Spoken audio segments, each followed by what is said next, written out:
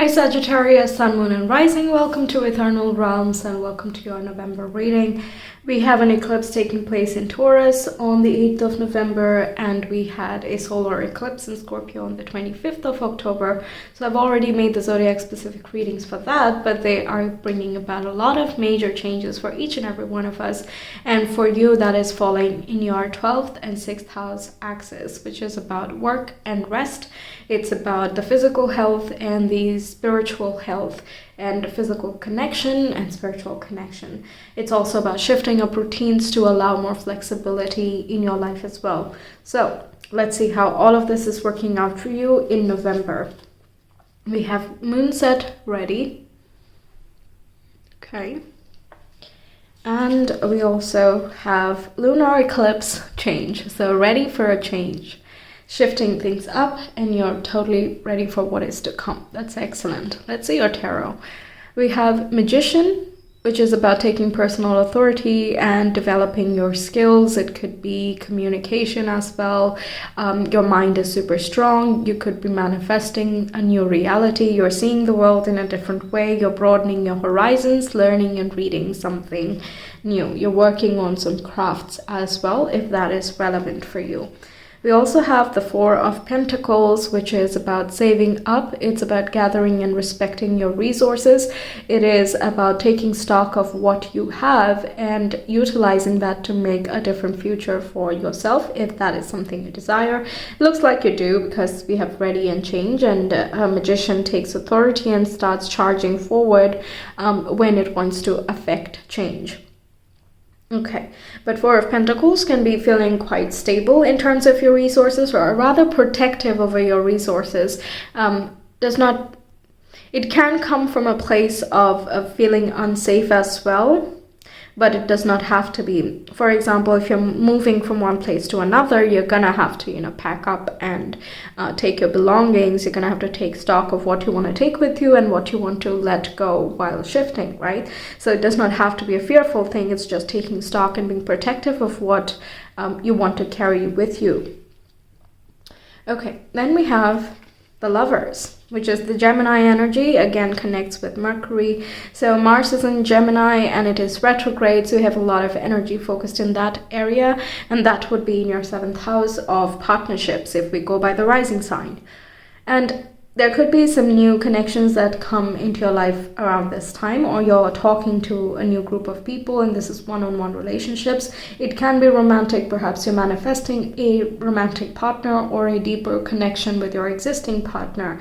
This can also indicate choices, making major decisions and choices that is going to propagate down the line and affect the way that you live and experience your life. Okay. Then we have the Three of Cups. Yeah, friends. This is friendship, gathering with friends, having a good time. This is good cheer and hope for the future as well. This is feeling supported and guided along your journey. You don't feel left in the dark. You feel like you have the necessary people and in terms of emotions and also spiritual support around you. So you feel super safe and connected. I'm seeing this water as well connected with the cups, but I really love the lavender here. I'm getting a very calm feeling from this card here. That's nice. Okay, so it could be that some of you are manifesting new friends, or you're collaborating with new people and they turn out to be friends, or they already are friends and you're collaborating with them for a joint project. Now we have Queen of Swords. This is, again, the power of air, the mind, okay? And Mercury is a part of this upcoming eclipse. It is with the sun and also the south node. So we all are severing ties with old limiting belief systems that don't work for us, that limit how much we can think, how much we can process, what we say, how we speak, all of those things. Queen of Swords is up-leveling that rational mind to a whole other degree. Having clear logical processes, you are are sure of what you want to cut away, what you don't want to cut away, and you're doing that with diplomacy and tact. You're very analytical about your surroundings and your goals and aspirations as well. You are not selling yourself short this month. You are looking high. It's sort of like dream big or go home, that type of energy I'm getting with all of these cards here. And you're taking the necessary choices and actions to move in that direction. Okay. Then what do we have? You got a lot of tarot cards, by the way. We have the Hanged Man. So this is, again, that surrender, release, and look at things from a different perspective in order to find clarity. This also talks about illumination and wisdom that flows to you, and all you need to do is let go and surrender to the flow and allow these epiphanies and realizations to come toward you. What you need to do is then make use of them through the Magician and the Queen of Swords energy in taking different life decisions for yourself. So there will be some new information that comes to light around this time that brings you a lot of joy and clarity, that makes you feel like, yeah, now everything is feeling more aligned. I feel like this is right. Okay. For a moment there during the eclipse time, it can feel a little bit like, I don't know what to do with all of this, or like, so what? Like, what do I do with this information? It can feel like that, but there is a reason behind it. There is a purpose with it.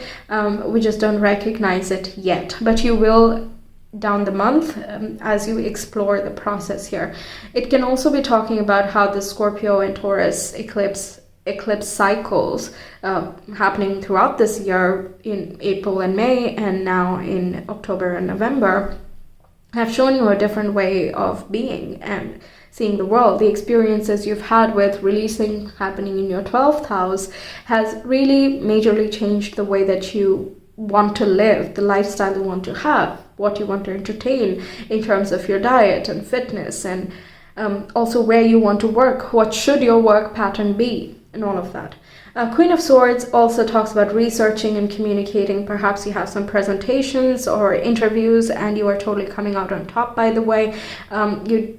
If that is the case, you don't have a problem with it. You're able to coherently express yourself and make space for new major changes in your life. Okay, I'm going to put this here. Okay, then we have Creator Fire energy. That's what you are. But also Leo and Aries could be playing a part in this time. This basically talks about using your motivation, inspiration, and your passions to make something happen for yourself. You're in the driver's seat, and it is up to you to focus your energy on something that really speaks to you, really makes sense for your future, and channel all of your energy in that direction. You are a mutable sign, so the fire energy can get a little bit scattered if it does not find a purpose. This here is bringing you a renewed sense of purpose here. Okay, and you feel driven once again to just boost yourself and go for your goals. Nothing is too big. Okay, then we have you, the Muse, and it connects with the Empress energy, which is about love, beauty, harmony, and this is about respecting yourself, honoring your worth, and also kind of that is more on the tangible level, but one other level is when you understand why you are you. Yeah, that's the message I got. You have a new recognition of why you are the way you are and what your natural capabilities and talents are. Yeah. You're really respecting the inherent part of you. It could be someone else, like a friend, a very close friend who's helping you recognize this as well. Could be a partner who's also like a friend, who helps you understand your worth too. Perhaps some conversation you have, you see the advice that you give. Sagittarius gives really good advice, very constructive as well, and renews a lot of hope and optimism in people. So when you communicate, you kind of reflect on that and you're like, I didn't think that I could give advice so good. Let's say it's a little bit braggy, but why not? I mean, give yourself a pat on the back if it's something amazing that you did. If you surpass your own expectations, why not? But either way, you're recognizing a lot more of your worth, and you're enjoying the person that you are evolving into and have evolved so far. Okay, then we have inflow with money. Okay, this is about self-worth and abundance again. It can be literally money and material resources, because we do have the Four of Pentacles. It is saying that you have enough to be materially stable and harmonious as well. If you have business, then this is talking about how you might be releasing certain services because it's not doing that great, and that way you're making space for more things that are in alignment with increasing your income, something like that. So you're changing how you come off service to others. Then we have flight. Yeah, this is that focus your energy, boost yourself, and then just go for it, right? That's exactly what I said with the creator fire. It's nice that we have that ignition energy once again. There is something that is coming up that just sparks you up to life. It's not the same old anymore beyond November. Okay. Then we have 528 Hertz, which is about creation. It is also a divine protection. It is the seed from where we originate, and you kind of are seeing how you play a role in this world, right? And no one is very insignificant. No contribution is too little. And you're appreciating what you can give, because once again, you're recognizing the skills you bring by being you. So really nice here. This can also talk about finding that illumination and clarity that we talked about in the Hanged Man energy. And this is that light that is coming here, that awareness that is there when we shift our perspective just a tad and we allow for some other intervention to take place, which in this case is quite divine. And eclipses come with a lot of fateful changes, which are again aligning us to our highest best. It is aligning us to our soul's purpose as well, because of its interaction with the nodes. Okay, then we have DNA. Okay, there is rejuvenation, there is renewal of your innate capabilities. You're not ignoring your latent talents.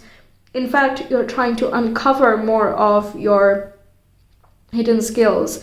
I feel like there's a one point in this month where you're like, I'm more capable than I give myself credit. You know, I can do a lot more than I imagine myself. You know, so you don't have to, I don't see you looking to others for any dependence. You're not kind of, how do I say this? You're not relying on other people to make a change. You're like, be the change you want to see in the world, right? That's the quote. It's sort of that. You're taking more ownership of that. And obviously it affects people differently when it comes from yourself versus when it comes from other people. Sometimes, of course, other people saying the same thing is a good reminder. It helps us kind of come back to our own space, but it is still something we already know, and that's why it deeply resonates with us. So this year is awakening to your innate capabilities. Very strong. All right, so your blessings this month. Let's see, we have gratitude. You're very grateful for all things that are happening, how they've happened, all of those things that I mentioned earlier. It's nice to see another synchronicity. Then what do we have? By the way, you have 3 and 3. Once again, talks about guidance. And we have 12 over here, which also adds up to 3. Then we have eternal memories. Yeah, you're sharing some good memories with your friends, with your loved ones. You might be communicating a lot with your loved ones as well. Even if you're not physically meeting, that's not a problem. Also, you might be reflecting on the memories that you have since childhood up till now, and perhaps your old home, your family home, things like that. And you're kind of evaluating the impacts that it has had. You might also be making memories, of course, that I already mentioned. Okay. Then the last thing we have, majesty and virtue. Okay, so we come back to that point where you want to affect change. You want to make something happen. You're ready for a change, not just in your life, but also in your surroundings, also in your loved ones' lives, also in the world. It depends on how much you actually want to contribute at this point in time. Everyone's in a different state in their journey, of course, so please take it as it resonates. But either way, you're stepping up to that kingship or queenship in your life, in your reality. You're being very generous with your information. Come on, Sagittarius is the zodiac for generosity. So you are being generous and very passionate with your time and energy here. You're like, this is worth it. This is worth my time and my focus, and it renews that sense of purpose. So I'm going to focus my time here. No problem. Okay, I don't see you complaining about anything, with the gratitude especially there. It's a very thankful month. It brings you to center. It clarifies your mind, your speech. You have greater awareness, which Sagittarius seeks. And you're also having a very good time with your partners and your close friends. Okay, plus you're unlocking a lot of your inner self. All in all, it's quite an excellent month for you. Okay, so Sag, November.